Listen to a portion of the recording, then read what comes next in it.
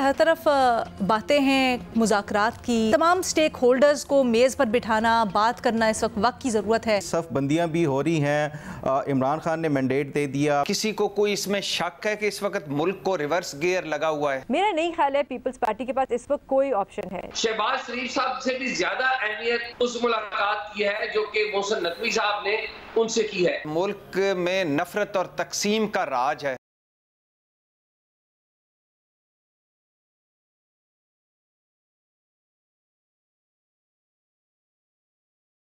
अस्सलाम वालेकुम, मैं हूं अलीना फ़ारूक शेख। और ईद की छुट्टियों के लल से पहले कुछ तेज़ी, कुछ हलचल दिखाई दे रही है हमें सियासी फ्रंट पर।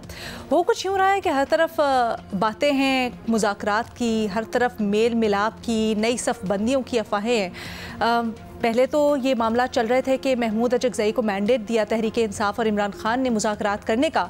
और कल हामिद मीर साहब से बात करते हुए महमूद अचकज़ई साहब ने इसके ऊपर बड़े तफसीलन अपने ख़यालात का इजहार किया और ये कहा कि बिल्कुल वो तैयार है इस चैलेंज के लिए। और नवाज़ ज़रदारी से भी इस सिलसिले में बात करेंगे। ये भी कहा कि तमाम स्टेक होल्डर्स को मेज़ पर बिठाना, बात करना इस वक्त की ज़रूरत है और ज़रूर ये होना चाहिए। वो ये करने को तैयार है, इस सिलसिले में राब्ते भी करेंगे। फिर ये भी उन्होंने कहा कि इस तरह के जो भी राब्ते हैं या बातचीत होती है तो बेहतर है उनकी राय में कि खुफिया हो। ये तो चल ही रहा था, साथ ही साथ कुछ तेज़ी ये भी आई कि मौलाना फजलुर रहमान से जो मुलाकातें हैं वो भी शुरू हो गई।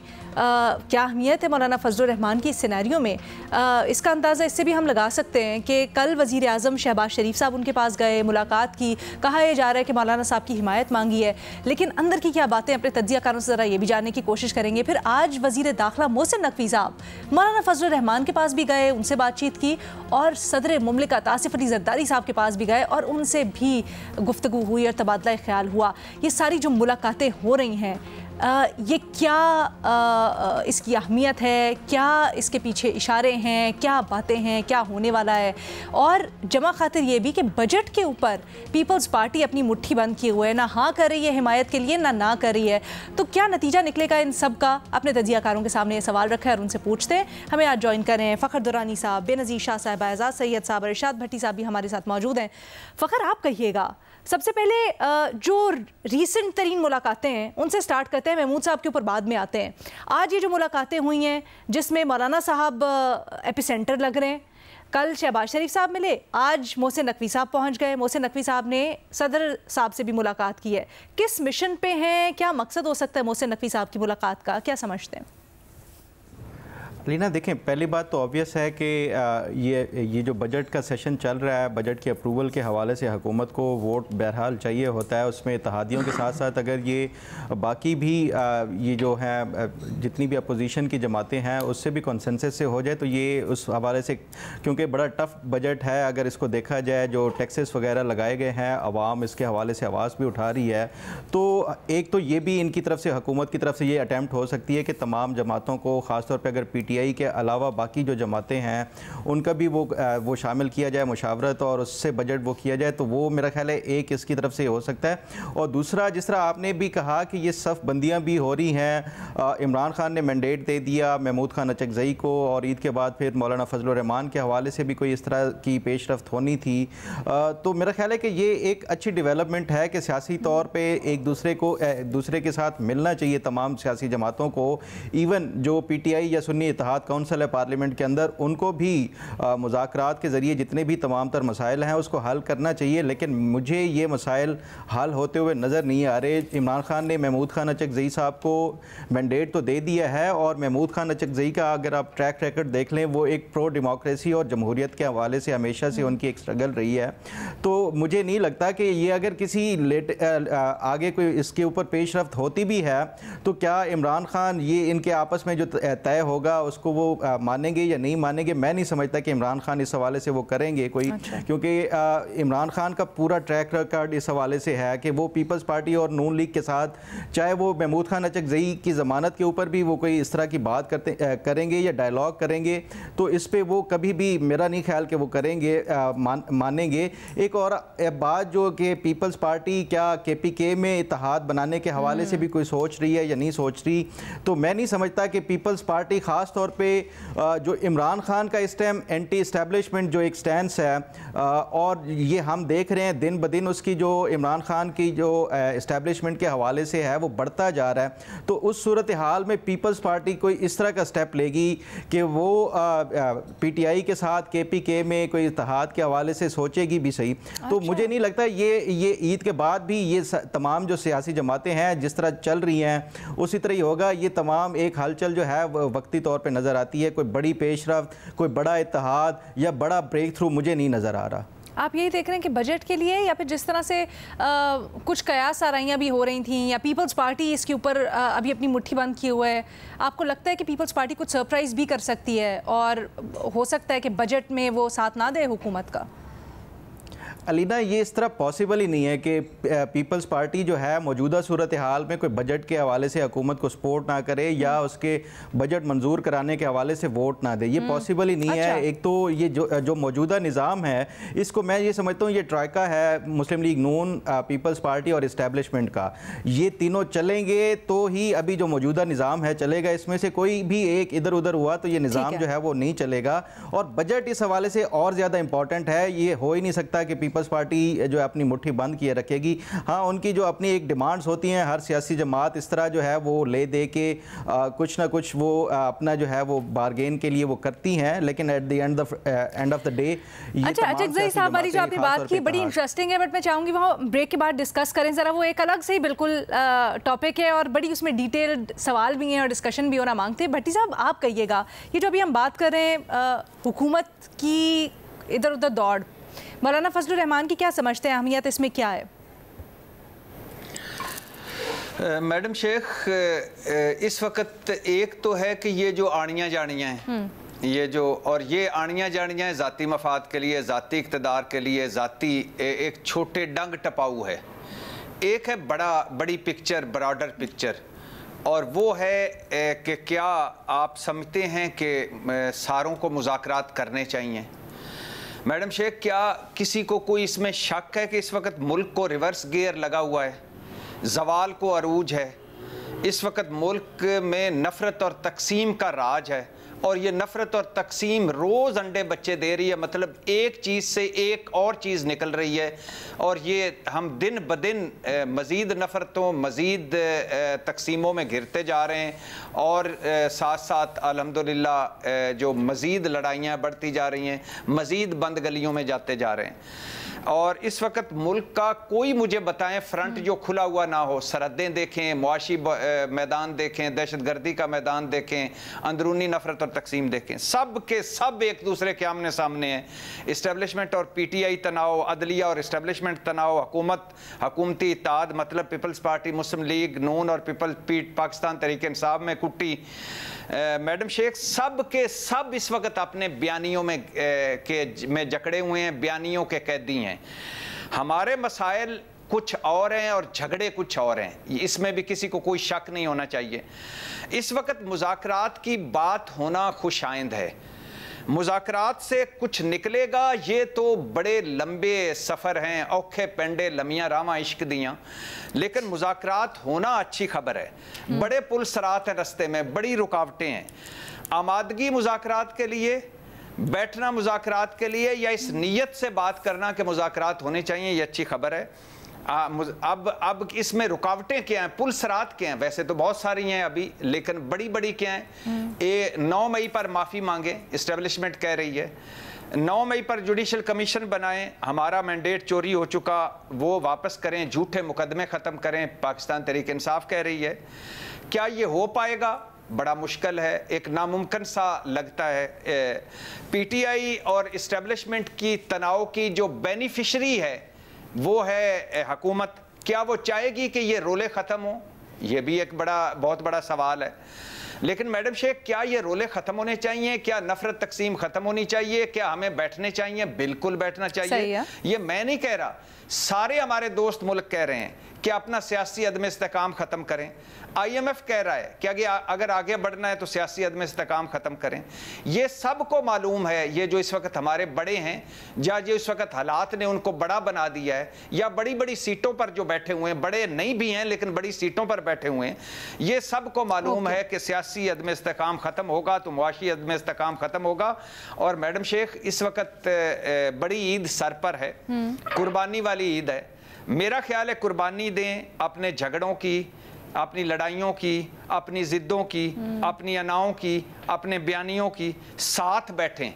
और अगर नवाज शरीफ साहब नरेंद्र मोदी को ये पैगाम भिजवा सकते हैं कि आइए नफरत को उम्मीद में बदलें, तो आपस में क्यों नहीं ये कहा जा सकता कि आइए नफरत को उम्मीद में बदलें। और नफरत को उम्मीद में बदलने का वक्त है, ज़रूरत है। और इससे पहले कि किसी के हाथ में कुछ ना हो, नफरत को उम्मीद में बदलें। और मैडम शेख, एक आखिरी बात जी सर, कि ये ज़हनों में रख लें कि जो इस सारे चक्कर में जीतेगा वो भी हारा हुआ होगा, और जो हारेगा वो तो हारा ही होगा, लेकिन जो जीतेगा वो भी कोई जीता हुआ नहीं होगा, हारा हुआ होगा। मुल्क और कौम को जरूरत है मिलकर बैठने की, खुदा के लिए मिलकर बैठें। सर, मौलाना साहब इतने अहम क्यों हो गए सडनली? मोहसिन नकवी साहब, मौलाना साहब, फिर जरदारी साहब से जो मुलाकातें कर रहे हैं, शहबाज शरीफ साहब ने भी की। पार्लियामेंट में तो इतनी कोई सीटें नहीं है मौलाना साहब की, फिर क्यों? मैडम शेख, इसकी एक वजह जो इस्लामाबाद में गर्दिश कर रही है या जो बात समझ आ रही है, फोकस सारे चाहते हैं इमरान खान पर, तरीके इंसाफ पर। मौलाना साहब का एक नया फ्रंट वो नहीं खोलना चाहते। अच्छा। मौलाना साहब बड़ा सीरियस संजीदा खिलाड़ी हैं। मौलाना साहब बड़े संजीदा सवालात उठा रहे हैं। जमहूरियत बेच दी गई, असम्बलियाँ बेच दी गई, और अब दमादम मस्त कलंदर होगा। और सारे जानते हैं कि ये इमरान खान हुकूमत में कि मौलाना साहब ने किस तरह ज़िंदा रखा सारों को, तो वो ये फ्रंट बंद करना चाहते हैं। और उनका ख्याल है कि मौलाना साहब मान जाएंगे कुछ शर्त अगर हम उनको सामने रखें कि आप ये ले लें। मौलाना साहब क्या आपको पता है कि इब्तदा कहाँ से हुई थी कि सदर बना दें, बलूचिस्तान हुकूमत दे दें, हुकूमत में काफ़ी हिस्सा दे दें। वो नहीं हुआ, तो अब मौलाना साहब को मनाया जा रहा है ताकि फोकस करें तरीके इंसाफ पर और इमरान खान पर, और ताकि ये नया फ्रंट ना खुले। बेनज़ीर, आप किस तरह से तजिया करती हैं जो हालिया मुलाकातें हो रही हैं इसका? भट्टी साहब ने एक बड़ी दिलचस्प बात कही, मौलाना साहब तैयार बैठे हैं दमादम मस्त कलंदर के लिए। क्या आपको लगता है वैसे इस तरह का माहौल है, या इस तरह की कोई गुंजाइश है दमादम मस्त कलंदर की इस वक्त? अलीना, पहले तो जो अचकज़ई साहब ने बात की उस पर मैं तफसील से सेकंड राउंड में ज़रूर बात करना चाहूँगी, वो क्योंकि बड़ी एक इंटरेस्टिंग उन्होंने बात की है। लेकिन ये जो मुलाकातें हो रही हैं, मेरी राय तो इस पे यही है कि मौलाना फजल रहमान साहब से जो मिला जा रहा है और मोहसिन नकवी साहब जो जाके मिल रहे हैं, जाहिर सी बात है मोहसिन नकवी साहब हुकूमत का मैसेज तो नहीं लेके गए होंगे, किसी और का ही लेके गए होंगे। लेकिन ये मुलाकातें मेरे ख्याल से तो सिर्फ बजट के हवाले से हैं। क्योंकि आपको याद होगा अभी कुछ महीने पहले ही IMF की तरफ से भी एक बयान आया था कि अगर पॉलिटिकल स्टेबिलिटी होगी तो ही मईशत जो है वो बेहतर हो सकती है, और पॉलिटिकल इंस्टेबिलिटी का बहुत असर होगा पाकिस्तान की मईशत पे। तो मेरे ख्याल से, और अभी क्योंकि IMF के साथ मुज़ाकरात भी होने हैं, शायद वो अगले महीने जाके हों, तो उससे पहले एक कंसेंसस बनाने की कोशिश की जा रही है जितनी ज़्यादा सियासी जमातों के साथ की जा सके, जिसमें मौलाना फजल रहमान साहब भी हैं। पीपल्स पार्टी के पास तो मेरा ख्याल से कोई ऑप्शन ही नहीं है, उनको बजट पास करना ही पड़ेगा, चाहे वो जितना मर्जी कहें कि हम बजट नहीं पास होने देंगे इस हालात में। मैं उस पर भी आती हूँ, लेकिन मेरे ख्याल से अभी सिर्फ और सिर्फ हुकूमत का यही फोकस है कि एक कंसेंसस से इस बजट को पास करवाया जाए। ऐसा ना लगे कि एक पॉलिटिकल इंस्टेबिलिटी है या बहुत ज़्यादा तनकीद हो रही है इस बजट में, क्योंकि अभी IMF से भी बातचीत होनी है और हो सकता है ये एक इशू बने IMF के साथ भी। इसलिए मेरे ख्याल से एक स्मूथ प्रोसेस चाहती है हुकूमत। जहाँ तक पीपल्स पार्टी की बात है, देखिए पीपल्स पार्टी का पिछले कुछ सालों से एक स्टाइल और पॉलिटिक्स ही ये रहा है कि कभी हम हैं भी लेकिन हम नहीं भी हैं, हम PDM की मूवमेंट में हैं लेकिन हम PDM में नहीं हैं, हम ट्रेजरी बेंचेस पे बैठे हुए हैं लेकिन हम ऑपोजिशन में भी हैं। मेरा नहीं ख्याल है पीपल्स पार्टी के पास इस वक्त कोई ऑप्शन है। देखिए दूसरी ऑप्शन क्या है, दूसरी ऑप्शन ये है कि PTI के साथ जाके बैठे हैं। PTI तो अभी पीपल्स पार्टी के साथ नहीं बैठना चाहती। और जो लतीफ खोसा साहब ने उस दिन कहा है, बयान दिया है किसी जगह पर कि पीपल्स पार्टी के साथ सोचा जा सकता है। देखिए अभी जो मुझे थोड़ा बहुत पता चला है और अभी तक जो खबरें आ रही हैं वो यही है कि पीपल्स पार्टी में इस वक्त दो राय हैं। एक ये कि मिनिस्ट्रियां ले ली जाएं और एक ये कि मिनिस्ट्रीज अभी ना ली जाएं हुकूमत में। इस वक्त वो पूरा मामला जो है वो पॉज हुआ है बजट की वजह से। बजट पास होने के बाद यही कहा जा रहा है कि शायद पीपल्स पार्टी कुछ मिनिस्ट्रियां ले ले। तो देखिए पीपल्स पार्टी जो है अगले 5 साल हुकूमत से बाहर तो नहीं बैठेगी, उन्होंने हुकूमत के अंदर आना है। अगर उन्होंने पंजाब में अपने लिए कोई स्पेस पोस्ट क्रिएट करनी है, जो इस वक्त सारा का सारा फोकस पीपल्स पार्टी का पंजाब ही होगा। क्योंकि अगर आपने अगला इलेक्शन जीतना है, अगर आपने बिलावल भुट्टो ज़रदारी को वज़ीर आज़म बनाना है, तो आपको पंजाब में अपने लिए बेनज़ीर पंजाब में कितना इम्कान है कि मरीम नवाज साहिबा बच कर जाएंगी, स्पेस दे देंगी पीपल्स पार्टी को? देखिए मुश्किल है, क्योंकि इस वक्त दो राइवल्स हैं। इस वक्त मुस्लिम लीग नून के एक पीपल्स पार्टी है, एक पीटीआई है पंजाब में, और इस वक्त मुकम्मल कंट्रोल है मुस्लिम लीग नून का, और उनके नंबर 200 से ज़्यादा हैं उनके पंजाब असेंबली में।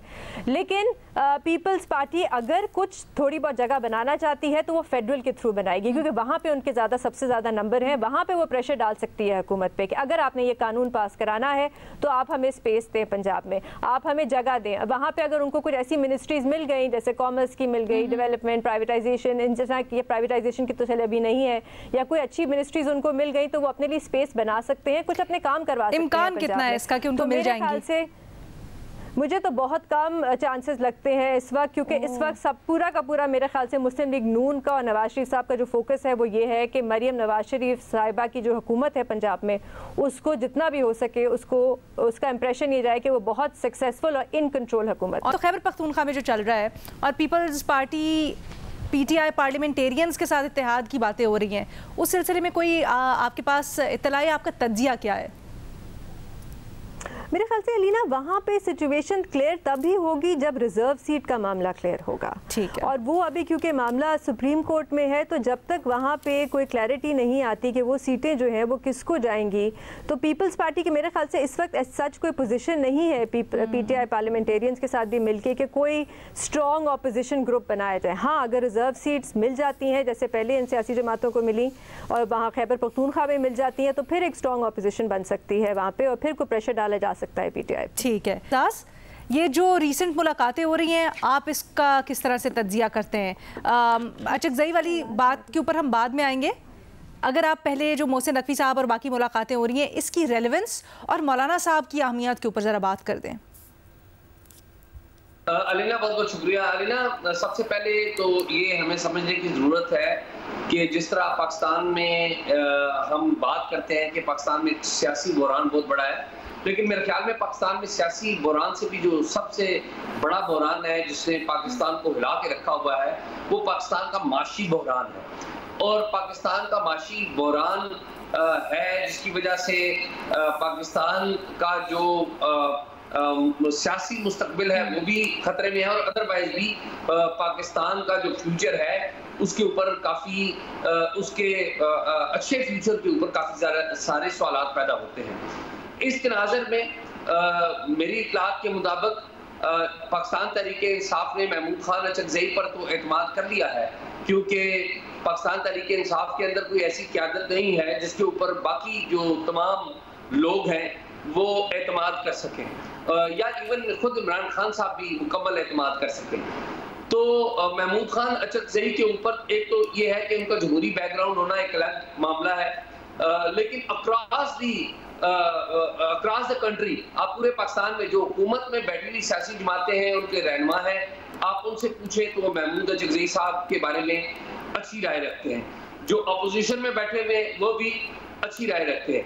अब फेस तो बना लिया गया है, लेकिन इस फेस के लिए जो अफरादी कुव्वत है जिसे स्ट्रीट पावर कहते हैं, वो कौन फ्राहम करेगा? क्या पाकिस्तान तहरीक इंसाफ अफरादी कुव्वत फ्राहम करेगी? तो आंसर है नहीं, क्योंकि 9 मई के बायस इतने मुकदमात बने हैं पूरे पाकिस्तान में और बिलखसूस पंजाब में पाकिस्तान तहरीक इंसाफ के कारकुनों और लीडर्स के खिलाफ, कि पाकिस्तान तहरीक इंसाफ के जो कारकुन और लीडर हैं वो बाहर निकलने से डरते हैं।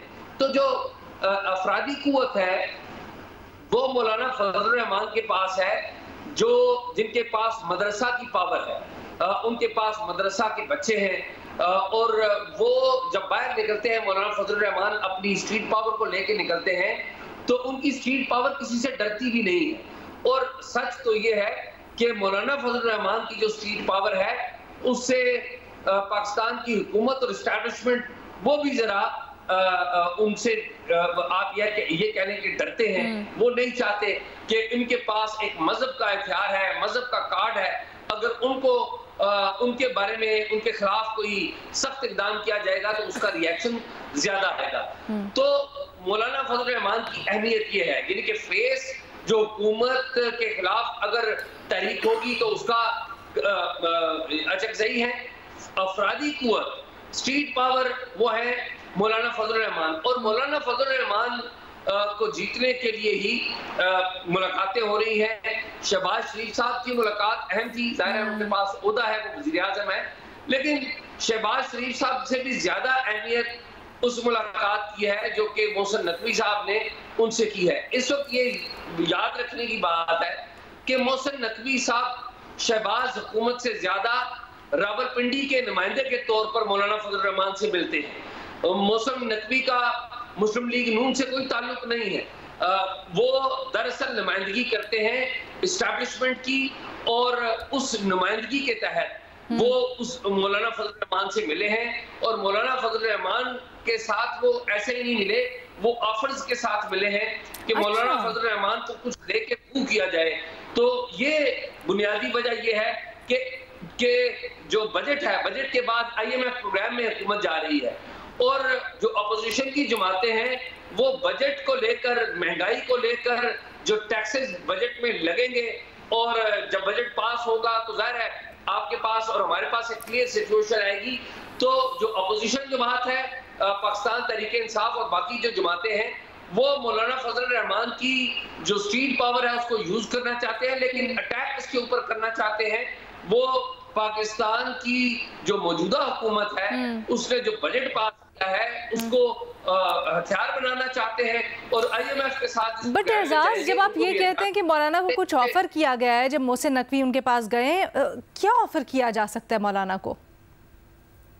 मौलाना फजल रहमान जाती तौर पे तो शायद हुकूमत में आने में दिलचस्पी नहीं लेंगे, लेकिन मौलाना फजल रहमान को खैबर पख्तूनख्वा में आप जगह नहीं दे सकते उस तरह से जब तक पाकिस्तान तहरीक इंसाफ नहीं मानेगी, क्योंकि वहां पर तो पाकिस्तान तहरीक इंसाफ की हुकूमत है, उसके लिए तो इमरान खान की अप्रूवल चाहिए। तो आज आके 2-3 जगह रह जाती है। एक तो ये है कि मरकज रह जाता है कि फेडरल वफाक में मौलाना फजल रहमान के बंदों को खपाया जाए, दूसरा रह जाता है बलोचिस्तान, कि बलोचिस्तान में मौलाना फजल रहमान को कैसे कुछ जिसे कहते हैं ना शहद वाली वजारतें दे दी जाए, कुछ अहम ओहदे दे दिए जाएं, फिर वजारतों के अलावा मुख्तलिफ अथॉरिटीज और कंपनियां होती हैं जो जिनको हम कम डिस्कस करते हैं, और वो बड़ी जिसे कहते हैं रस आवर आई थिंक ये बेहतर है, क्योंकि शहद की हिस्ट्री ज्यादा अच्छी नहीं रही है हमारी पाकिस्तानी सियासत में। लेकिन शायद एक हकीकत है, आप हिस्ट्री अच्छी रही है या नहीं, लेकिन शायद एक हकीकत है, और जाहिर है मौलाना हलवे वाली वजारतें कर लें आप। जी क्या कह रही है? हलवे वाली वजारतें कर लेते हैं इनको।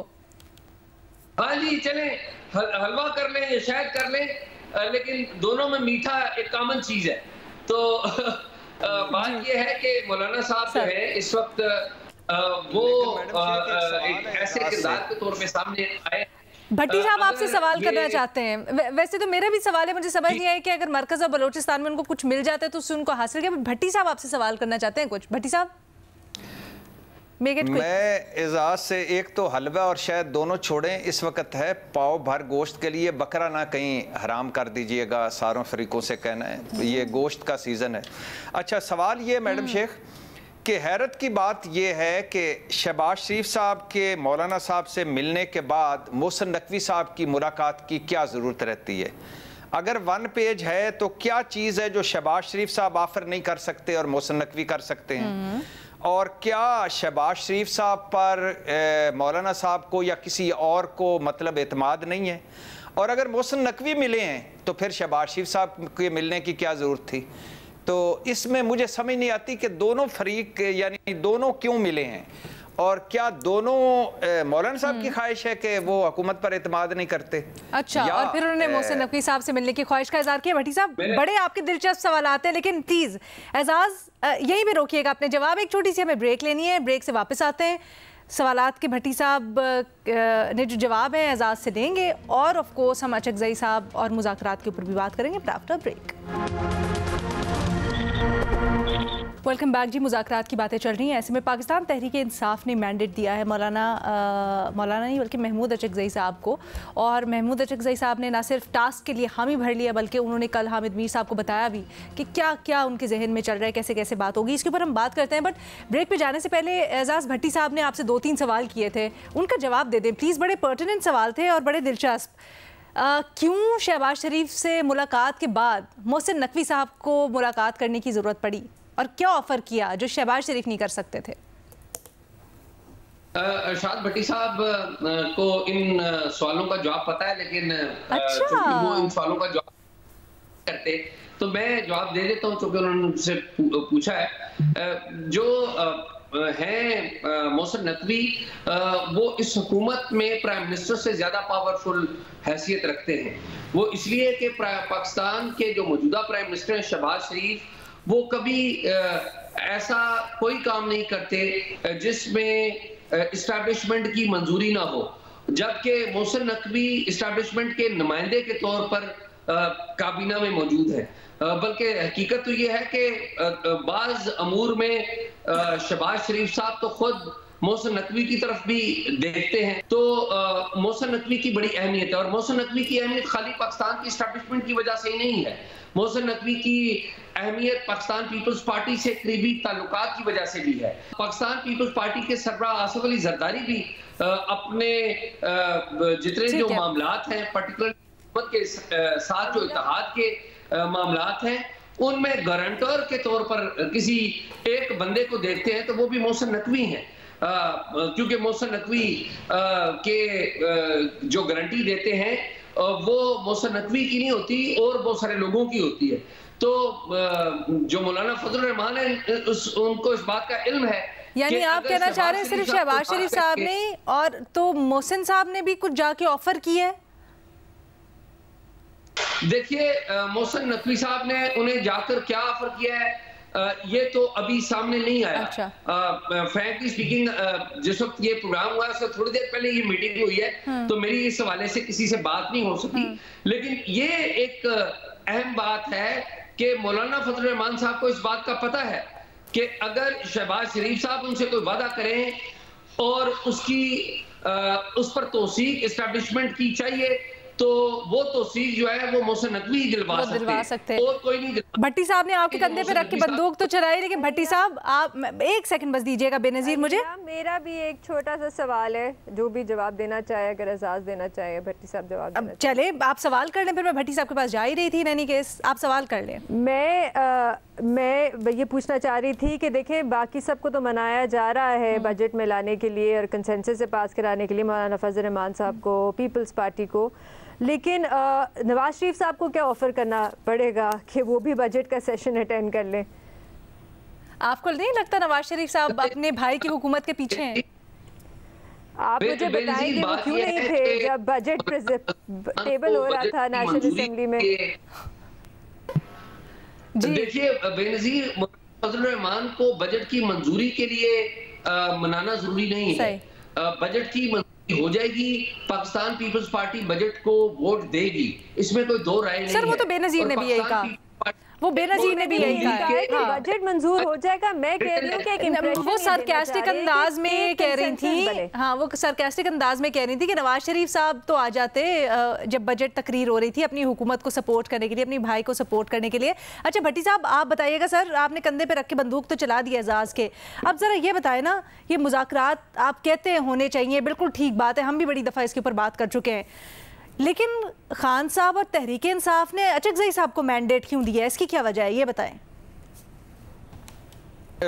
मैडम शेख, पहली बात तो ये कि एजाज ने फिर जवाब गोलमोल करके आप बता दें सही वाला, फिर आप सही वाला बता दें। क्या वज़ीर आज़म शहबाज शरीफ जो हमेशा से गुड कॉप हैं इस मुल्क में, वज़ीर आज़म शहबाज शरीफ के बाद मिलने के बाद क्या ऐसा मरहला था कि मोहसिन नकवी साहब को मिलना पड़ा, और अगर मोहसिन नकवी मिले हैं तो फिर वज़ीर आज़म शहबाज शरीफ को क्यों मिलना पड़ा? आप इसका जवाब देना। नहीं मैडम शेख, मैं बिल्कुल नहीं देना चाहूँगा। मुझे कुछ पता है, 30-40% पता है, लेकिन अभी चूंकि मुकम्मल पता नहीं है इसलिए मैं नहीं बात करना चाहता।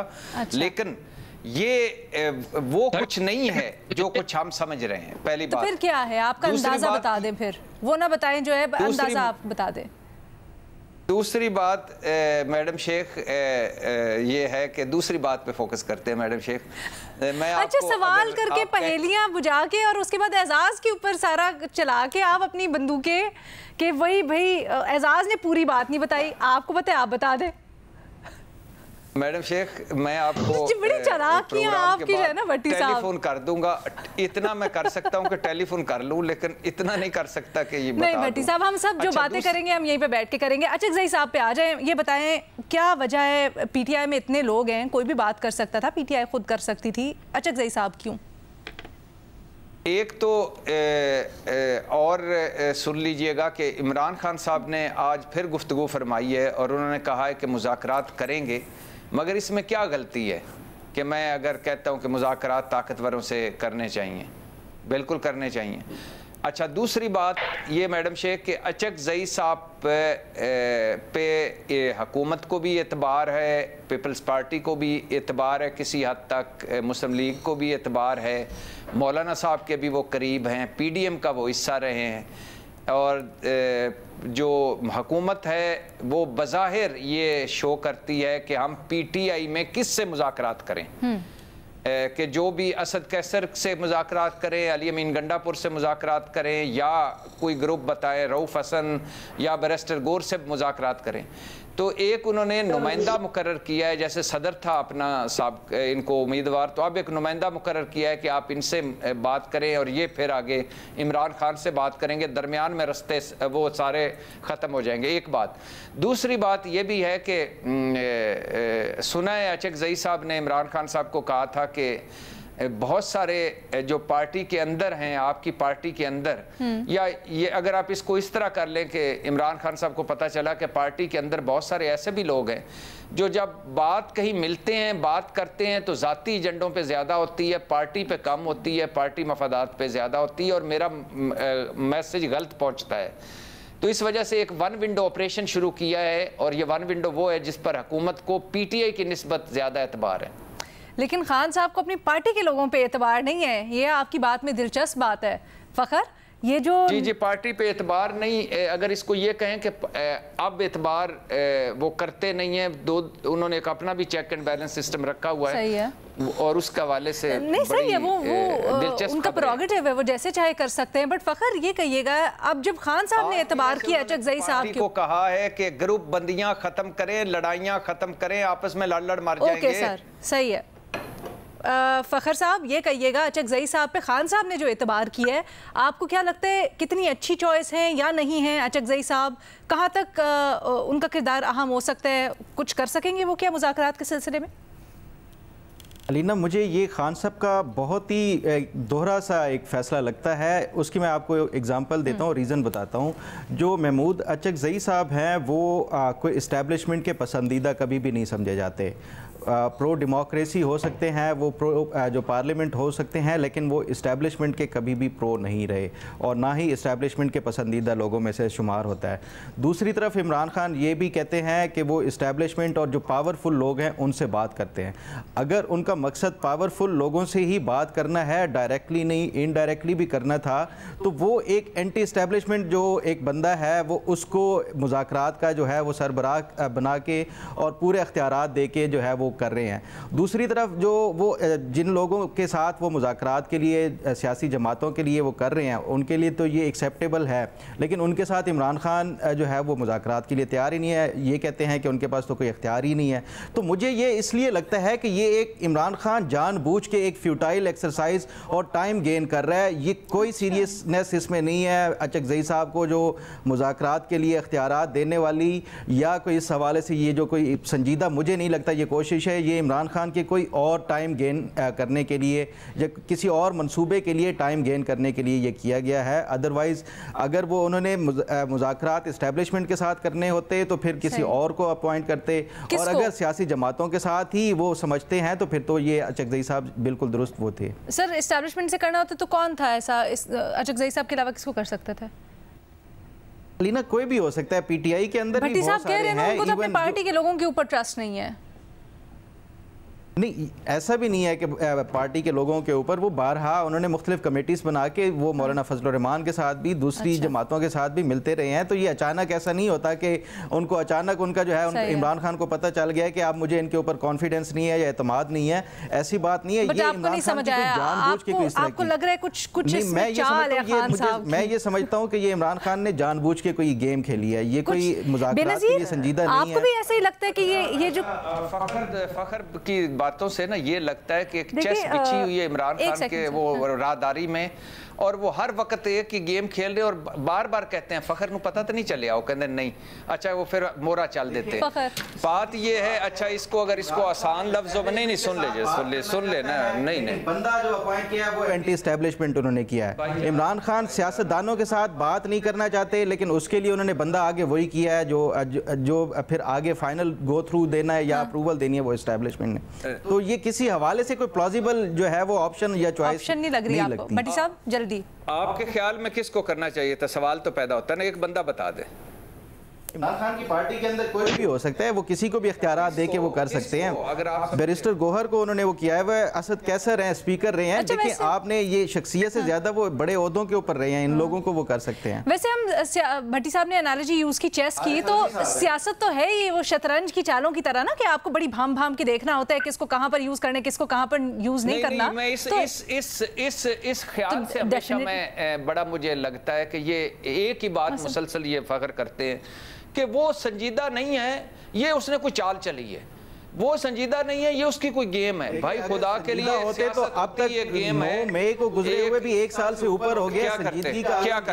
क्या करते एक साल में बहुत कुछ हो जाता है, मुज़ाकरात करने हो, संजीदगी करनी हो, तो एटलीस्ट कोई थोड़ी सी आप जो है वो स्पेस ले लेते हैं। किसी हवाले से ये जो कशीदगी है वो कम कर सकते थे। ये किसी सूरत में भी हमने कोई इस पे पेशरफ्त नहीं देखी किसी सूरत। बेनज़ीर, क्या आपको भी ऐसा ही लगता है कि खान साहब अभी तक मुज़ाकरात के लिए संजीदा नहीं है, सिर्फ टाइम बाय कर रहे हैं, खासकर महमूद अचकज़ई के नाम के ऊपर जो फखर कह रहे हैं, आप उससे इत्तफाक करती हैं? देखिए अलीना, जो मैंने हामिद मीर साहब की भी बात सुनी है इस हवाले से, और जो मैंने इंटरव्यू भी देखा अचकज़ई साहब का, उससे जो मुझे इम्प्रेशन गया है वो ये कि जो अचकज़ई साहब को मैंडेट दिया गया है वो सिर्फ़ और सिर्फ सियासी जमातों से बात करने के लिए दिया गया है। और उनकी बातों से भी मुझे कुछ ऐसा लग रहा था कि वो बात कर रहे थे तो सिर्फ आसिफ अली ज़रदारी, नवाज शरीफ साहब सियासी जमातों के एक कॉन्फ्रेंस की बात कर रहे थे, इस्टेब्लिशमेंट की बात नहीं कर रहे। हो सकता है इमरान खान साहब ने इस्टेब्लिशमेंट से बात करने का मैंडेट किसी और को दिया हो। अच्छा, ये जो बात है ग्रैंड डायलॉग की, क्योंकि ये बार बार आती है, तो मैं इस पर थोड़ा सा अगर बात करना चाहूँगी, क्योंकि जब इस पर बात होती है तो कहा जाता है सारे स्टेक होल्डर्स को बैठना चाहिए, फ़ौज को भी बैठना चाहिए, सियासतदानों को भी बैठना चाहिए, अदलिया को भी बैठना चाहिए, मीडिया को भी इसमें आना चाहिए। देखिए, इस चीज़ पर मैं बहुत क्लियर हूँ कि अगर कोई ग्रैंड डायलॉग होता है, अगर कोई कॉन्फ्रेंस होती है, तो सबसे पहले उसमें सिर्फ और सिर्फ सियासतदानों को होना चाहिए और सियासी जमातों को होना चाहिए। क्यों? क्योंकि इन सियासी जमातों को बैठ के पहले ग्राउंड वर्क तैयार करना चाहिए कि वो क्या चाहते हैं, वो किस किस्म की सियासत करना चाहते हैं, उनके लिए क्या रेड लाइंस होंगी, वो क्या आप एक दूसरे को सियासी हरीफ के तौर पे देखेंगे या दुश्मन के तौर पे देखेंगे। क्योंकि जब तक ये ग्राउंड वर्क सियासी जमातों में तय नहीं होगा तो उसके सेकेंड फेज में आप जाके एस्टैब्लिशमेंट से बात कर सकते हैं। और जाहिर सी बात है आपको एस्टैब्लिशमेंट से भी बात करनी पड़ेगी, उनके पास पावर बहुत देर से है, वो इतनी आसानी से तो गिव अप नहीं करेंगे। लेकिन फर्स्ट फेज सियासतदानों का होना चाहिए। और यहाँ पे मैं छोटी सी मिसाल दूंगी। देखिए, चार्टर ऑफ डेमोक्रेसी पे बहुत तनकीद होती है, ठीक है, उस पर अमल दरामद नहीं हुआ, डॉक्यूमेंट बहुत अच्छा था, उस पर इम्प्लीमेंटेशन होनी चाहिए थी, लेकिन चार्टर ऑफ डेमोक्रेसी ने क्या किया, एक रोड मैप दिया। वो रोड मैप क्या था कि 2 बड़ी सियासी जमातें बैठी और उन्होंने तय किया कि हम सियासी हरीफ हैं, दुश्मन नहीं है, ये कुछ रेड लाइंस हैं, हम क्रॉस नहीं करेंगे। और कुछ हद तक पॉलिटिकल स्टेबिलिटी आई उसके बाद जब इनकी हुकूमतें आई। तो आपको लगता है यही चीज़ रेप्लिकेट कर सकेंगे कहीं ना कहीं अचकज़ई साहब की सालसी में? यही चीज़ मेरे ख्याल से अलीना, ये सबसे बड़ा सवाल ही ये है कि कितना मैंडेट क्या वाकई में अचकज़ई साहब को इमरान खान साहब ने दिया है। आपकी क्या, और दूसरा सवाल ये कि इमरान खान साहब क्या करेंगे। मैं कन्विंस नहीं हूँ अलीना, क्योंकि इस वक्त तक इमरान खान साहब की तरफ से ऐसा कोई कॉन्फिडेंस बिल्डिंग मेजर नहीं आया इन सियासी जमातों की तरफ के कोई जो ट्रस्ट डेफिसिट है उसको कम करने की कोशिश किया जाए। और अभी तक सबसे बड़ी रुकावट, ये आपने बिल्कुल सही लफ्ज़ इस्तेमाल किया, जो ट्रस्ट डेफिसिट है ना एजाज, क्या अचकज़ई साहब उसको कम कर सकेंगे?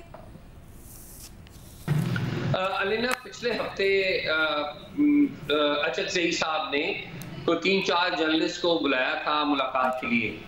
इत्तेफाक से उन 3-4 जर्नलिस्ट में मैं भी था। इस्लामाबाद में उनसे बड़ी तफसील से मुलाकात हुई और बाज़ मामलात जो इमरान खान साहब के हैं कि वो सिर्फ इस्टेब्लिशमेंट से बात करना चाहते हैं और ज़ाहिर है अचकज़ई साहब का एक पूरा बैकग्राउंड है, उसके हवाले से बड़ी तफसील से बात हुई। चूँकि मुलाकात में जो गुफ्तगू अचकज़ई साहब ने की वो ऑफ द रिकॉर्ड है, इसलिए वो तो मैं डाइवर्ज नहीं करूंगा। लेकिन लुबे लबाब आपको ये बताऊं कि देखिए 2-3 बातों पे गौर करना बड़ा जरूरी है। अभी तक महमूद खान अचकज़ई और इमरान खान बराह रास्त उनकी मुलाकात नहीं हुई, ना अचकज़ई साहब ने जेल अथॉरिटीज को कहा है कि वो इमरान खान साहब से मिलना चाहते हैं। अभी तक दोनों के दरमियान जो गुफ्तगू हो रही है वो इनके एमिसरीज के जरिए हो रही है, इनके ट्रस्ट वर्दी लोगों के जरिए हो रही है। अचकज़ई साहब खुद भी इस तमाम मामले पर नजर रखे हुए हैं कि इमरान खान साहब अगर बिल्कुल इस्टेब्लिशमेंट की लाइन लेना चाहेंगे तो जो बंदा सबसे पहले इमरान खान साहब के खिलाफ खड़ा होगा वो भी महमूद खान अचकज़ई ही होंगे। अभी हाल ही में महमूद खान अचकज़ई ने मुलाकात की थी कुछ अर्सा पहले जनाब नवाज शरीफ से, और नवाज शरीफ साहब से मुलाकात करके उन्होंने नवाज शरीफ साहब को इस बात पर कायल करने की कोशिश की थी कि आप जो रास्ता इख्तियार किए हुए हैं, यानी कि आपके भाई शहबाज शरीफ जो और उसके साथी जिस रास्ते पे आपको चल पड़े हुए हैं, आपकी सियासत कहीं की नहीं रहेगी। ये इलेक्शन से चंद दिन पहले की बात है। और उस मुलाकात में नवाज शरीफ साहब ने किसी एक नुक्ते पर भी महमूद खान अचकज़ई से इख्तिलाफ नहीं किया था, बल्कि वो एग्री कर रहे थे। अच्छा। फिर हुआ ये कि उस मुलाकात में शहबाज शरीफ साहब आ गए और शहबाज शरीफ साहब अपने बड़े भाई को उठा कर ले गए, उनकी किसी और मीटिंग का बताकर चले गए। महमूद खान अचकज़ई देख ये रहे हैं कि जो उनका नजरिया है, उनका नजरिया ये है महमूद खान अचकज़ई का कि वो ईमानदारी से समझते हैं कि अगर आपने पाकिस्तान के मसाइल को हल करना है तो पाकिस्तान की इस्टेब्लिशमेंट को इक़्तिदार के वानों से निकलना होगा। और जो कोई भी शख्स इस हवाले से आवाज उठाता है, महमूद खान अचकज़ई सिद्के दिल से उसके साथ जा खड़े होते हैं, जिस तरह वो नवाज शरीफ साहब के साथ खड़े हुए थे, जिस तरीके से उन्होंने एक वक्त पे इफ्तिखार चौधरी की हिमायत की थी, उसी तरह इमरान खान की हिमायत की है। लेकिन एक बात याद रखनी है कि महमूद खान अचकज़ई इस वक्त चाहते ये हैं कि इमरान खान की जो सपोर्ट है, जो अवामी सपोर्ट है, उसको इस नजरिए के हक में इस्तेमाल किया जाए जो उनका नजरिया है, जिसके ऊपर आप उनसे जितना भी इख्तिलाफ कर लें उनके नजरिए में कुछ वजन भी है। और ये बात खुद इस्टेब्लिशमेंट के हक में भी है कि वो इक़्तिदार से और सियासत से परे जाए, क्योंकि लोगों सिर्फ अपने आईनी रोल के ऊपर फोकस करे। एजाज, जो आपने बात की है वो बड़ी दिलचस्प और उससे बहुत सारे सवालात निकलते हैं, लेकिन अनफॉर्चुनेटली हमारे पास आज वक्त खत्म हो गया है, तो प्रोग्राम यहीं पे क्लोज करना पड़ेगा। बट आने वाले दिनों में भी ऑफ कोर्स हम इसके ऊपर बात करेंगे और जैसे जैसे डेवलपमेंट्स होती रहेंगी उसके ऊपर तज्जिया तबसरा करेंगे। आज के लिए इतना ही, अल्लाह हाफिज़।